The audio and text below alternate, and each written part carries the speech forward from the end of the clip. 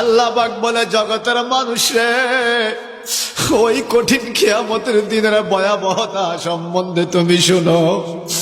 যেদিন ইসরাফিল ফেরেশতাবাসীর মধ্যে ফু দিবে, ইয়াউমা ইউনফাকু ফিস-সূরি ফাতাতুনা আফওয়াজা, মানুষগুলো দলে দলে কাতারে কাতারে, জামাতিন মুখতালিফাতিন, ভিন্ন ভিন্ন জামাতে, ভিন্ন ভিন্ন দলে দলে, মিন কুবুরিকুম ইলাল মাওয়াফিক, এই কবর থেকে উঠে কিয়ামতের ময়দানের দিকে দৌড়াইতে থাকবে। আল্লাহ বলেন, ওয়া ফুতিহাতিস সামাউ ফাকানাত আবওয়াবা, এত জোরে চিৎকার হবে, এত জোরে সিংহায় ফু দিবে আল্লাহর ফেরেশতা ইসরাফিল আলাইহিস সালাম, আসমানগুলো ফাটল ধরবে, আসমান দরজা হয়ে যাবে, ভেঙে ছড়ে যাবে। ওয়া সুয়্যিরাতিল জিবালু ফাকানাত সারাবা, এত বড় বড় পাহাড়গুলো দুলার কণার মতো ঘুরতে থাকবে। চৈত্র মাসে, বৈশাখ মাসে বাজান, শুকনা জমিনের মধ্যে মাঝে মাঝে দেখবেন ঘুরপাক খায়, জোরে বাতাস আসে, জোরে বাতাস আসে, বাইনকুডালি হয়।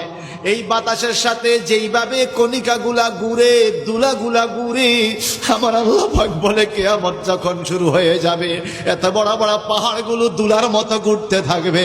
একটু চিৎকার দিয়ে কি বলা যাবে? আল্লাহু আকবার। আরো জোরে আল্লাহ। ওই কিয়ামতের ময়দান এত কঠিন হবে, আর কি হবে যদি একটু বলেন? আমার আল্লাহ কয়, ইন্না জাহান্নামা কানাত মিরসাদা লিত্তাগিনা মাআবাল লাবিসিনা ফিহা আহকাবা।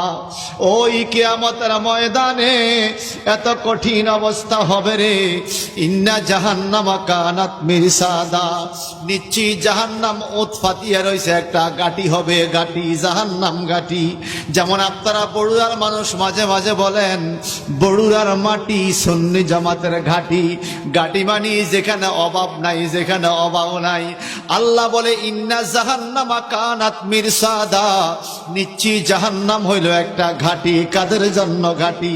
লিত্তাগিনা মাআবাল লাবিসিনা ফিহা আহকাবা, যারা অপরাধী, যারা পাপী, যারা মুনাফিক, যারা মুশরিক, যারা কাফের, বেনামাজি, বেরোজদারি, সুদ খানেওয়ালা, ঘুষ খানেওয়ালা, হারাম খানেওয়ালা, গাঞ্জা খানেওয়ালা, মদ খানেওয়ালা, মা বাবার বিরোধিতা করেওয়ালা, যারা মানুষ হত্যা করে, দেশের ক্ষতি করে, বড় বড় পাপী, এদের জন্য জাহান্নাম হলো ঘাটি।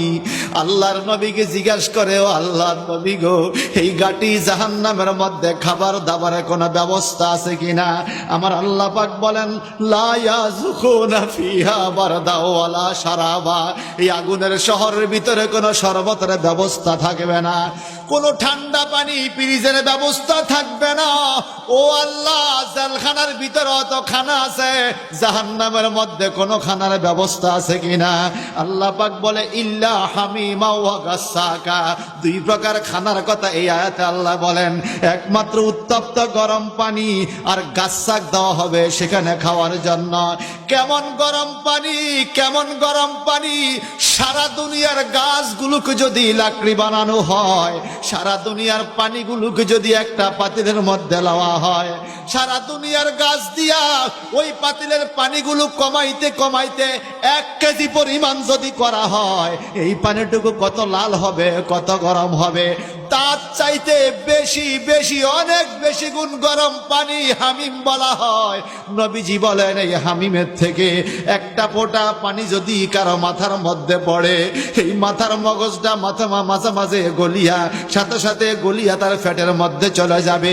পেটের মধ্যে যাইয়া পেটের নাড়ি বুড়ি গলিয়া গলিয়া টুকরা টুকরা হইয়া পায়খানার রাস্তা দিয়া সাথে সাথে বেরিয়ে যাবে।